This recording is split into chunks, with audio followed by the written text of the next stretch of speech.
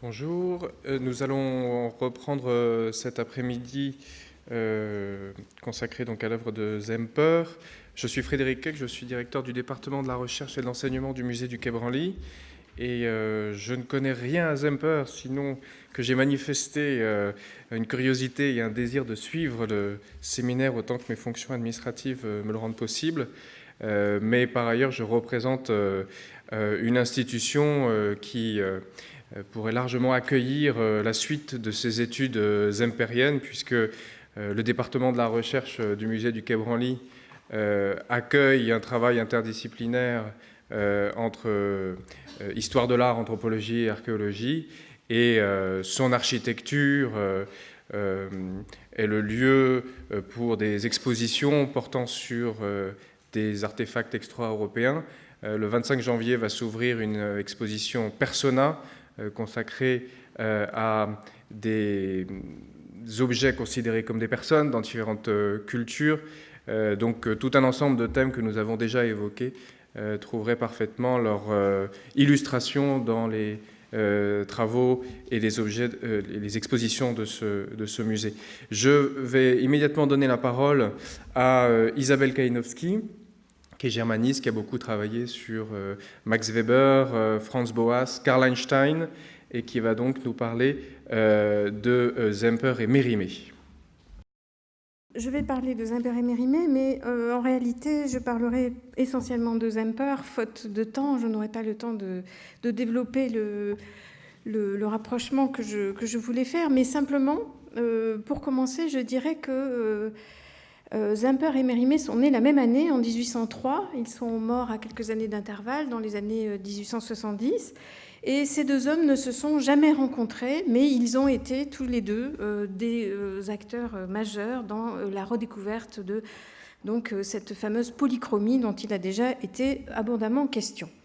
Alors, on a pu le voir, le débat sur la polychromie antique a possédé en permanence une dimension très polémique, et notamment sous la plume de Zemper, mais on peut dire que le débat sur un autre type de polychromie, qui est la polychromie médiévale, a lui aussi été d'emblée placé sous le signe d'une tonalité très polémique.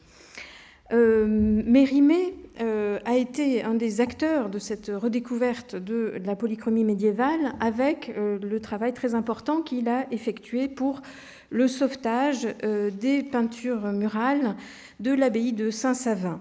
En 1845, Mérimée a publié un rapport sur le travail qu'il avait effectué depuis 10 ans, depuis 1835, donc avec la commission des monuments historiques, donc pour la sauvegarde des peintures de Saint-Savin, et notamment une sauvegarde qui avait eu pour conséquence d'établir des relevés avec le peintre Gérard Seguin, donc de l'ensemble de ce qu'on pouvait voir de ces peintures. Et au cours donc des travaux donc sur les peintures de Saint-Savin, on en avait trouvé de nouvelles, donc ça a été toute une grande aventure.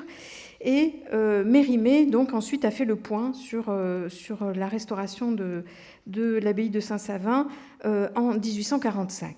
Alors, cette année-là, il écrit en ouverture à son texte une petite mise au point sur la question de la redécouverte de la polychromie, dont le ton polémique, là encore, ne vous surprendra pas. Il dit « La peinture est de tous les arts du Moyen-Âge celui dont les monuments sont les plus rares en France. Et cependant, il est certain que la plupart de nos églises ont été revêtues autrefois d'une riche ornementation coloriée et que leurs voûtes et leurs parois, enduites aujourd'hui d'un badigeon uniforme, présentaient de vastes compositions peintes à fresque ou en détrempe. » Alors, s'ensuit une explication pour essayer de voir pourquoi la polychromie médiévale a été, en quelque sorte, tombée dans l'oubli depuis la Renaissance. Et Mérimée, donc je ne citerai que ce petit passage, conclut cette introduction de la manière suivante. Il dit « L'action seule du temps suffisait pour altérer ou détruire, dans la plupart de nos grands édifices, une décoration naturellement peu durable. Les ravages de la guerre, l'ignorance et surtout les caprices de la mode se réunirent pour la faire disparaître plus rapidement. Mais je n'hésite point à le dire, ni les fureurs iconoclastes du protestantisme, ni le vandalisme stupide de la Révolution n'ont imprimé sur nos monuments des traces aussi déplorables que le mauvais goût du XVIIIe et du XIXe siècle. Les barbares laissaient au moins des ruines, les prétendus réparateurs ne nous ont laissé que leurs tristes ouvrages. Donc on a ici une idée donc, du ton dans lequel cette redécouverte a pu être effectuée. Alors, j'en viens maintenant tout de suite, je vais malheureusement abandonner Mérimée, mais pas tout à fait Saint-Savin, je vais essayer de vous dire pourquoi. Donc, je vais maintenant me consacrer sur Zemper et essayer d'apporter donc disons d'aborder un chapitre un peu particulier du rapport de Zemper à la polychromie en étudiant son rapport à la polychromie médiévale. Alors, on peut dire que, d'une certaine manière, la rencontre entre Zemper et la polychromie médiévale ne semble pas vraiment avoir eu lieu, puisqu'on ne trouve pas chez lui de mention explicite de peinture murale romane. Donc, tout le mouvement de redécouverte qui est initié notamment par Mérimée, eh bien, Zemper semble l'avoir d'une certaine manière en partie ignoré. En tout cas, il ne l'a pas explicitement thématisé dans ses textes importants. Mais Zemper, comme on l'a déjà dit, s'est concentré sur les monuments grecs, sur les monuments qui se trouvaient en Italie, en Sicile et en Grèce. À la fin de l'essai de 1834, intitulé « Remarques provisoires sur l'architecture et la sculpture polychrome chez les anciens », il mentionne néanmoins un projet de publication de 3 ouvrages destinés à démontrer une continuité entre polychromie antique et polychromie médiévale. Donc, on ne peut pas dire que la question ne l'ait pas habitée également. Ces 3 ouvrages devaient porter successivement le premier sur la polychromie grecque, le second sur la polychromie étrusque et romaine, et le troisième sur la polychromie médiévale. Celle-ci, notait alors Zemper, donc à la fin de cet essai de 1834, avait été redécouverte en Allemagne à partir de la restauration de la cathédrale de Bamberg sous le règne de Louis Ier de Bavière. Et Zemper mettait l'accent sur la polychromie médiévale avec le souci de ne pas isoler la polychromie antique en craignant que celle-ci, disait-il, apparaisse comme une chimère si on n'était pas capable de montrer la continuité qui la réunissait, qui l'unissait avec des formes plus récentes de polychromie. Il nous dit dans ce texte, donc à la fin de ce texte de 1834, « Si nous imaginons une antiquité polychrome, sa parenté avec l'art oriental et l'art du Moyen-Âge nous apparaît.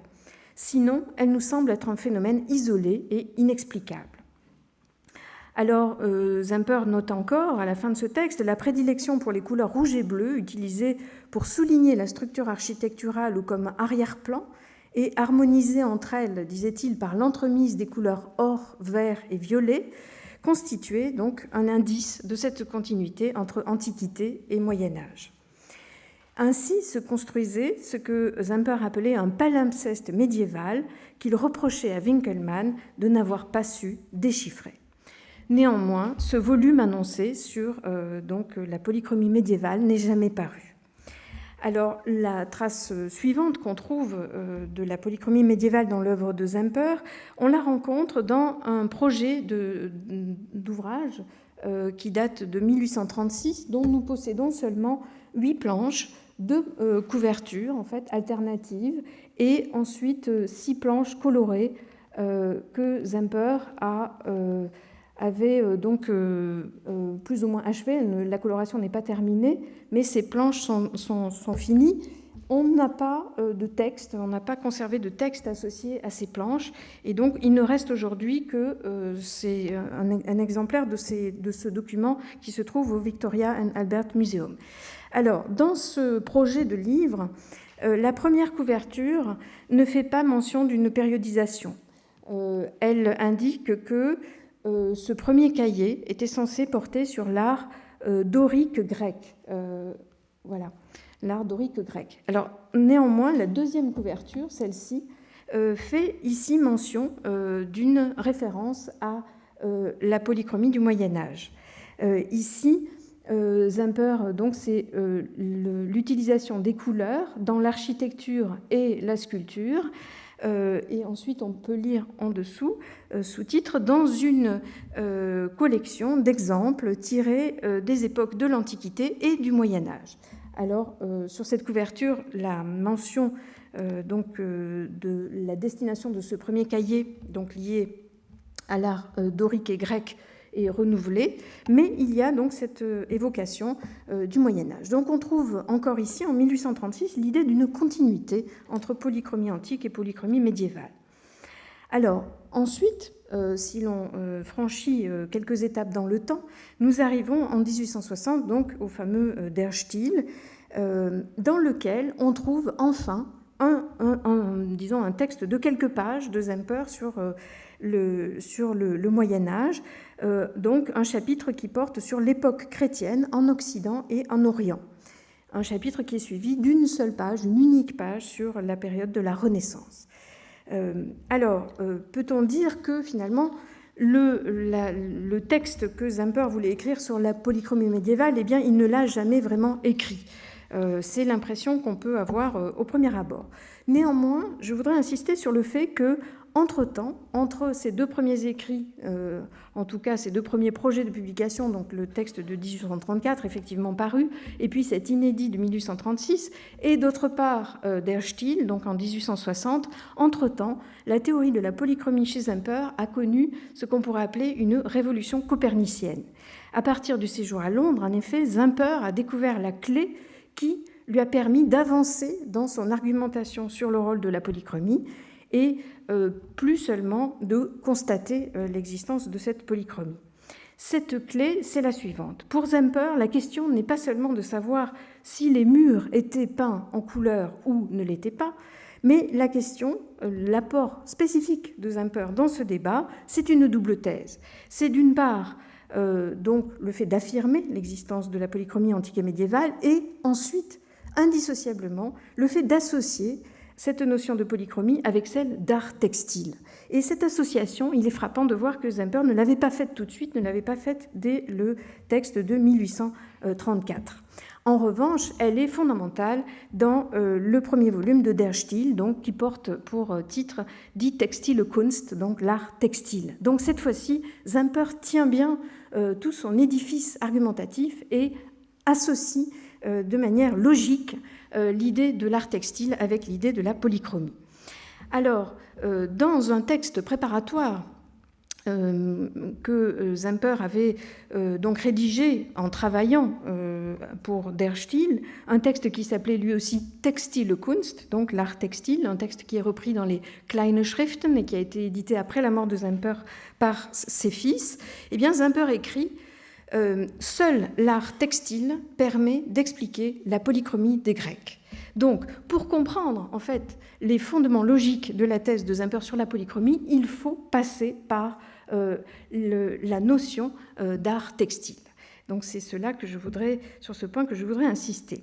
Alors, on peut dire que Semper, en introduisant cette idée de rapport entre polychromie et art textile, n'a pas été amené à réviser ces thèses de 1834, mais il leur a donné un soubassement nouveau, un soubassement conceptuel qui est totalement inédit et qui, lui, va faire sa spécificité dans l'ensemble des acteurs de ce débat sur la polychromie. Alors, la publication de 1834, même si elle n'avait pas encore trouvé cet élément de la référence à l'art textile, avait déjà eu une sorte de coup de génie. C'était donc dans ce premier texte le renversement qu'avait opéré Semper entre le rapport, il avait renversé le rapport, la perception du rapport entre la couleur ou le décor et son support matériel. Ça, c'était vraiment une des grandes trouvailles de ce premier texte. Le débat que Semper menait dans ce texte de 1834 avec Franz Kugler avait beaucoup tourné autour d'une question particulière qui était celle de la préciosité des matériaux. Kugler, en fait, avait objecté aux tenants de la thèse de la polychromie l'idée de la préciosité des marbres, et notamment du marbre de Paros. Pour lui, on ne pouvait pas imaginer qu'on ait employé des marbres aussi précieux que les marbres de Paros, des marbres aussi blancs, pour ensuite les badigeonner de couleurs. Alors, pour Kugler, la visibilité de la surface du matériau était un corrélat nécessaire de sa qualité, de sa préciosité. Et Zemper, en fait, son coup de force dans ce débat sur la polychromie va être d'affirmer que cette position est un anachronisme. Pour lui, pour Zemper, le lien entre qualité du matériau et le fait qu'on expose ce dernier ne va pas de soi. Alors, Zemper argumente en évoquant notamment des raisons religieuses. Il dit qu'on peut très bien avoir recours à des matériaux précieux en témoignage de respect envers la divinité, sans pour autant les exhiber, les montrer, on peut les garder dissimulés, mais aussi, et ça c'était vraiment, là encore, un des grands moments de l'argumentation de Zemper en 1834, pour lui, ce qui justifiait ce recours à des matériaux précieux, eh bien, c'était aussi une raison technique, à savoir le fait que ces marbres très particuliers, comme les marbres de Paros, permettaient une meilleure tenue de la couleur. Donc justement, ici, le recours à ces matériaux avait pour fonction de servir la pérennité de la couleur. Donc le renversement ici était complet. La préciosité du matériau était mise au service de la couleur et non l'inverse. Et c'est justement parce que la couleur dominait qu'on avait recours donc à ces beaux marbres. Alors, on peut dire que de ce point de vue-là, le débat entre Zemper et Kugler peut être mis en relation aussi avec une sorte de débat interne à la bourgeoisie du XIXe siècle. Voilà, les richesses doivent-elles être montrées ou cachées? Ça, c'est un grand débat de l'histoire du capitalisme. Pour en revenir à cette question de la couleur, eh bien, Zemper accompagne ces constats qu'il fait dans le texte de 1834 du constat de certaines caractéristiques dans l'usage de la couleur dans la peinture murale. En particulier, il constate que la manière qu'on a d'appliquer les couleurs dans la peinture murale antique consiste à les juxtaposer, non pas à les fondre les unes dans les autres, à les mélanger, mais à les juxtaposer. Et cet élément-là, cet élément de la juxtaposition, va jouer un rôle très important dans la reformulation que va ensuite proposer Zemper de sa thèse de la polychromie. Zemper va insister sur le lien entre polychromie et textile et le fait que justement il y a cet usage parataxique des couleurs. Mais en fait, au moment où Zemper insiste déjà sur la juxtaposition des couleurs en 1834, il n'a pas encore découvert ce fondement logique qu'il va donc ajouter par la suite et qui va donc corroborer son intuition. Alors, je vous le disais, le grand coup de génie de Zemper donc va être l'introduction du lien entre polychromie et art textile, et il va avoir toute une série d'implications. Alors, ces thèses sont connues. Zemper, en fait, a contesté l'idée que la fonction du mur dans l'architecture était une fonction donc de support, de fondement et de base des édifices. Il a bien davantage insisté sur la fonction de cloison amovible des murs, donc en allemand Gewand, et ce Gewand, il le rattache Wand, en allemand, la cloison, il le rattache à l'idée de Gewand, c'est-à-dire à l'idée de textile. Donc pour lui, ce mur, donc cette Wand, cette cloison amovible, remplit essentiellement une fonction qui est une fonction de séparation et une fonction aussi de clôture de l'édifice. Mais ça n'est pas lui qui porte l'édifice et qui est, disons, la base de sa structure. Donc le mur devient un élément qui est bien davantage mobile et qui va se caractériser non pas par sa structure en dur et sa massivité solide, mais bien davantage par quelque chose qui va être mobile et qui surtout va être pour Zemper coloré. Et cet élément de couleur, cet élément mobile, c'est le tapis dont Zemper fait l'élément d'articulation majeur de l'habitat. Alors, cette référence au tapis, donc, qui est bien connue, je n'insiste pas sur ce point, eh bien, Zemper en fait découler toute une série de conséquences quant à l'usage, disons, quant à disons, les fondements de la peinture murale. Pour lui, il y a dans la manière dont se présente la peinture murale eh bien, beaucoup d'éléments qui ne peuvent s'expliquer et qui ne s'expliquent profondément qu'en référence à cette généalogie donc du mur comme remontant jusqu'au tapis. Alors, j'ai parlé déjà de la juxtaposition des couleurs, ça c'est un élément donc qu'on peut observer sur les tapis ou encore dans les broderies orientales, mais il y a aussi beaucoup d'autres éléments, à commencer par l'absence de perspective. Pour Zemper, les peintures murales ont la propriété, à la différence de la peinture de chevalet, donc de ne pas avoir recours à une perspective. Et cet élément-là, eh bien, il fait signe en direction donc de cette généalogie textile. De la même manière, l'absence de mouvement dans les peintures murales s'explique aussi par ce rapport avec le textile. L'emploi de tête de profil, nous dit Zemper, est lié aussi avec une sorte d'immobilité qui est plus grande et qui est une sorte aussi de platitude du profil qui est donc mieux rendue que le visage de face qui, lui, a davantage d'éléments de relief.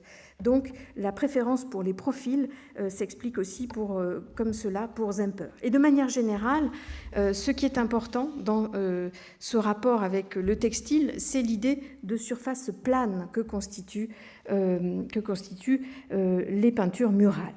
Alors ce lien que Zemper fait désormais de manière systématique entre peinture murale et textile, eh bien, il a des implications quant à la polychromie du Moyen-Âge. Et on peut dire que de ce point de vue-là, il y a un grand changement dans la manière dont Zemper aborde le lien entre polychromie antique et polychromie médiévale. Pour lui, à partir de Der Stiel, à partir en tout cas de son idée de lien entre polychromie et textile, eh bien, il n'y a plus de continuité entre la polychromie médiévale et la polychromie antique, mais il y a désormais une rupture. Et ça, c'est quelque chose donc, qui est tout à fait nouveau dans la manière d'interpréter ce rapport. Alors, la polychromie médiévale, affirme désormais Zemper, ne remplit plus la même fonction que la polychromie antique. Alors j'en viens maintenant à mon deuxième point, je vais essayer d'expliquer pourquoi il y a ce changement. Alors, Zemper commence son chapitre, donc là je vais faire un petit commentaire en fait du chapitre sur l'architecture médiévale dans Der Stiel, donc paragraphe 83 du premier tome de Der Stiel. Zemper commence ce chapitre en évoquant la notion de crucifixion de la chair dans le christianisme. Il dit que cette crucifixion de la chair implique en même temps une reconnaissance de cette dernière. Alors, quelle est cette chair qui va être crucifiée? Pour Zemper, c'est un certain rapport avec la matière qui va se transformer. Et pour lui, la césure, en fait, est surtout apportée par l'architecture gothique. L'architecture gothique va crucifier la chair en essayant de dépasser la matière par la construction de ses voûtes particulières, et en même temps, elle va être obligée de reconnaître d'une certaine manière cette chair matérielle.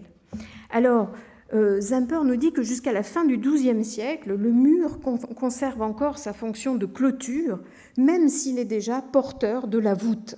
Mais il dit que jusqu'à la fin du XIIe siècle, cette fonction est encore dissimulée. On a encore, et ça c'est très important, des piliers qui restent encore en apparence les supports de la voûte. On voit d'ailleurs sur ces murs des églises donc romanes, des emprunts de motifs d'ornement aux arts textiles, dont Zemper note que ce sont des emprunts tout à fait qui ne sont pas symboliques, mais qui sont directement représentatifs et imitatifs. Donc on voit notamment des motifs de tressage, des motifs tirés des tapis, des entrelacs, par exemple au XIe siècle, nous dit-il. Alors ensuite, ce qu'il appelle la véritable révolution du style, eh bien, il dit qu'elle commence avec donc la découverte de la voûte cintrée. Alors, c'est-à-dire que c'est avec l'architecture gothique qu'on va entrer pour lui dans une nouvelle étape qui va aussi marquer une nouvelle étape dans l'histoire de la polychromie. Alors, je vous le disais, le fait important, c'est la substitution du mur porteur au pilier qui jusque-là portait, donc dans les temples anciens, portait était le soubassement donc des parties supérieures. Ici, on va avoir donc une redéfinition du mur comme mur porteur et aussi une redéfinition du plafond, de la voûte, qui va donc prendre une nouvelle forme et qui va, nous dit Zemper, perdre son unité. Il note que dans l'architecture gothique, le plafond en fait se subdivise en une infinité, tout un réseau de petits plafonds en fait qui communiquent avec différents points des murs par des traits horizontaux et verticaux. Et selon Zemper, on atteint là un moment qui est caractérisé par une sorte d'inquiétude architecturale. Il dit l'œil, aussi bien que les lois de la statique, appellent des contrepoids. Et ces contrepoids, dans l'architecture gothique, ne vont plus être au sein des édifices, mais vont être constitués à l'extérieur des édifices, avec notamment les contreforts. Alors il dit, voilà, l'architecture gothique a trouvé une solution mécanique à ce problème des contrepoids, mais elle n'a pas trouvé une véritable solution esthétique. Et pour lui, l'œil, en face de l'architecture gothique, est insatisfait et ressent, nous dit-il, il va jusqu'à dire, ressent un sentiment d'angoisse. Alors, pour lui, ce système angoissant contredit ce qu'il appelle le vieux principe indo-européen selon lequel le mur n'était pas fait pour porter, mais pour entourer. Là, je le cite. Et il conclut ce passage en disant « Le mur est désormais entré au service de la voûte ». Alors, il s'ensuit de là que les murs, désormais, ne vont plus pouvoir avoir le même rapport avec cette polychromie textile qu'il avait donc repérée dans ces manifestations antiques. Désormais, le mur, par le fait qu'il est investi d'une fonction de soutien du bâtiment, donc ne va plus pouvoir être lié avec l'idée donc amovible ou en tout cas l'idée de mur qui entoure qu'il avait donc dans les temples anciens. Alors, que va devenir le décor ? Eh bien, il va être mis à mal, selon Zemper. Pour lui, le décor va, par exemple, se réfugier sur le pourtour du chœur. Il cite un exemple, selon lui, néanmoins réussi, celui de la cathédrale d'Amiens. Donc là, j'avais quelques images. Voilà, la cathédrale d'Amiens. Mais c'est pour lui un des rares champs laissés libres pour un décor dans ces édifices. Et sinon, il dit que le décor est complètement écrasé par la construction architectonique de ces bâtiments.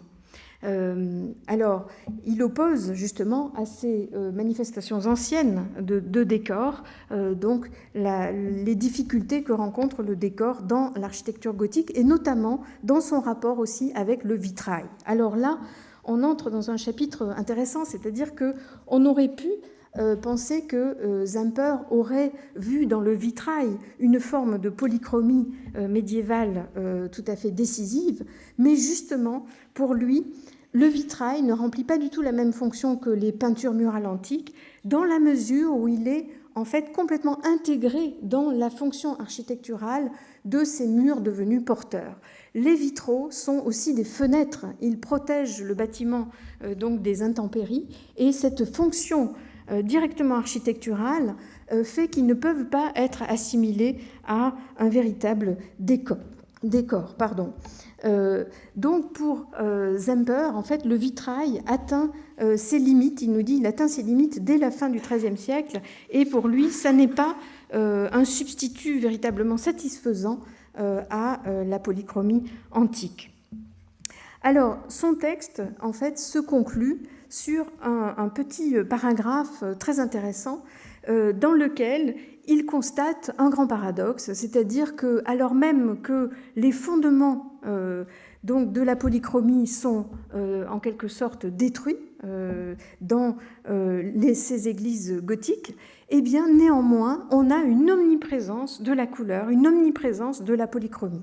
Alors comment expliquer cette contradiction ? Alors, Zemper ne développe pas beaucoup ce point, c'est vraiment quelques petites lignes à la fin de ce texte qui est lui-même très bref et très allusif, mais l'hypothèse qui semble se dessiner à la fin de ce texte, c'est le fait que justement parce que on a cette sorte d'inquiétude architecturale liée à la conception des édifices gothiques, et bien justement pour cela, il va y avoir une sorte de compensation qui va s'opérer avec une débauche de polychromie. Et notamment, Zemper conclut ce petit paragraphe en évoquant le cas des plafonds peints. Alors justement, c'est là qu'on rejoint l'idée de la voûte de Saint-Savin. Zemper donc évoque les plafonds peints comme étant une sorte de substitut à, disons, le plafond peint pour lui, c'est quelque chose qui va avoir une fonction d'ersatz de ce qui serait, disons, visuellement satisfaisant, c'est-à-dire une seule pierre qui constituerait toute la voûte. À la place de ça, comme ça n'est pas le cas, qu'on n'a pas une seule pierre qui constitue toute la voûte, eh bien on va avoir une peinture de la voûte qui va, en quelque sorte, jouer le rôle d'une compensation donc à cette absence de contrepoids qui, pour lui, pose problème dans la vision que l'on peut avoir de l'architecture gothique. Alors, évidemment, la voûte de Saint-Savin n'est pas un édifice gothique, mais Zemper fournit néanmoins une explication à la présence de peinture sur le plafond donc d'une église médiévale. Il y a l'idée que la peinture ici remplit une fonction d'unification de l'espace de la voûte. Et des peintures doivent être présentes à cet endroit parce qu'il y a un problème architectural. Donc, on est obligé disons, de se contenter de ces textes-là pour essayer de reconstituer un peu l'approche zimpérienne de la polychromie médiévale. Alors, s'il me reste encore quelques minutes, 3 minutes, voilà, je vais évoquer, pour finir, je vais entrer plus précisément, essayer d'entrer un peu plus précisément dans l'approche zimpérienne de la couleur des murs. Et essayer d'expliquer comment Zemper pense le rapport entre le mur et la couleur à partir de l'art textile et quelles en sont les implications. Alors, je l'avais dit, dès 1834, Zemper évoquait d'une façon très nouvelle le rapport entre marbre blanc et couleur. Pour lui, le marbre précieux n'était pas laissé blanc, mais servait à fixer la couleur. Alors, pour lui, ce lien entre couleur et matériaux n'était donc pas contingent. Il y avait un lien intime qui se nouait entre le résultat final de la couleur et la nature du matériau sur lequel il était appliqué. Et ça, c'est une différence entre peinture murale et peinture de chevalet. Pour Zemper, il n'y a pas de couleur sans un support dans la peinture murale, et ce rapport disons, intime entre la peinture et son support est tout à fait décisif dans ce cadre-là. Et il y a même, il insiste aussi là-dessus, un lien avec l'air environnant. Alors, le modèle du tissu, à partir du moment où Zemper l'introduit, eh bien, radicalise cette idée d'interdépendance entre matière et couleur. On le voit notamment dans un texte sur les teintures qui figure dans le paragraphe 56 de Der Stil, un texte qui s'appelle « Teinture et impression ». Zemper écrit « L'homme à l'état naturel n'observait nulle part des couleurs ajoutées en surface. La couleur était pour lui inséparable de la forme qu'elle imprégnait. La coloration est donc plus naturelle et plus facile, et donc plus originelle que l'apposition de couches de peinture. Et pour lui, la chimie moderne a créé certes une échelle infinie de nuances, mais elle a séparé la couleur qui se définit de manière abstraite, indépendamment de son support, et on va essayer en fait de reproduire la même couleur, quel que soit le support utilisé. Il oppose à cette, approche moderne de la couleur chimique les tissus artisanaux de l'Inde, de la Chine et du Kurdistan, dans lesquels on trouve des couleurs naturelles aux harmoniques profondes. Il nous dit elles ne sont pas seulement produites par le colorant, mais aussi par le matériau brut qui a été coloré. Alors, l'exemple extrême que Zemper livre de cette compénétration entre couleur et support, c'est le cas un peu extraordinaire des moutons colorés. Alors, il nous raconte que chez les Égyptiens, il était d'usage de colorer la laine vivante directement sur les moutons par une application de pourpre précieuse et aussi par il se demande d'ailleurs si c'était seulement des colorants externes ou si c'était aussi des nourritures qu'on donnait aux moutons pour colorer leur laine. Alors on voit ici que la fusion intime entre la couleur et son support va très loin. Et Zemper affirme cette fusion intime tout en insistant par ailleurs sur cette différenciation. Comme je le disais tout à l'heure, il y a une sorte d'aspect aussi de négation de la matière, comme lorsqu'on fait disparaître le marbre blanc sous la couleur. La matière est revêtue, dit Zemper, d'une couche immatérielle dont l'apparence et la tonalité sont distinctes de la sienne. Mais en fait, troisième point de cette dialectique subtile de la matière et de la couleur, il y a pour Zemper un rapport complexe avec le noyau de matière initiale qui est à la fois nié mais aussi rappelé. Et dans Der Stil, page 448, Zemper écrit « La matière n'était niée qu'en un certain sens dans son aspect matériel, son apparence naturelle et sa couleur n'étaient pas utilisées dans la décoration. Dans le même temps, cependant, justement pour faire oublier le matériau, la forme devait tenir pleinement compte des propriétés de ce dernier. Ainsi, il demeurait la clé de la compréhension de la forme et par suite ne manquait pas d'être mentionné justement parce qu'il était dissimulé. Donc vous voyez, c'est toute une dialectique très raffinée. Alors, Zemper insiste sur le fait que dans la peinture murale, eh bien, même lorsque la couleur du matériau de base est cachée, elle sert de fondement au système de couleurs qui est construit à partir de lui. Le blanc du marbre ou la couleur de la pierre ne valent pas seulement pour servir de fixateur de la couleur, mais ils sont aussi au fondement du système de couleurs qui se construit sur eux. Et donc ce fondement, c'est quand même la couleur du matériau, même si elle est cachée. Donc je termine maintenant en insistant sur quelques points. On peut dire donc que Zemper a évoqué la question de la polychromie médiévale de manière très allusive, et donc ce que j'ai essayé de faire, c'est un début de reconstitution. On peut peut-être retenir de cette de ce très bref passage en revue le fait qu'il y a eu un certain décalage dans la redécouverte des monuments. Il semble que Zemper n'ait pas évoqué d'autres monuments médiévaux que ceux qui se situaient en gros sur la route qui reliait l'Allemagne à Paris, puisqu'il mentionne seulement la cathédrale d'Amiens et la Sainte-Chapelle. Donc Zemper ne semble pas avoir été très directement concerné par la redécouverte des peintures murales françaises. D'autre part, on peut retenir aussi que son approche de l'art gothique, telle qu'elle est définie dans Der Stil, justifie sur le plan théorique la place marginale qu'il réserve à la polychromie médiévale dans cet ouvrage, mais je crois qu'on peut néanmoins, en dernier recours, dire que Zemper a livré beaucoup d'outils extrêmement fructueux, susceptibles d'être appliqués aujourd'hui à une étude nouvelle des polychromies médiévales, même si ces outils ne portaient pas forcément directement sur la polychromie médiévale. Voilà, merci.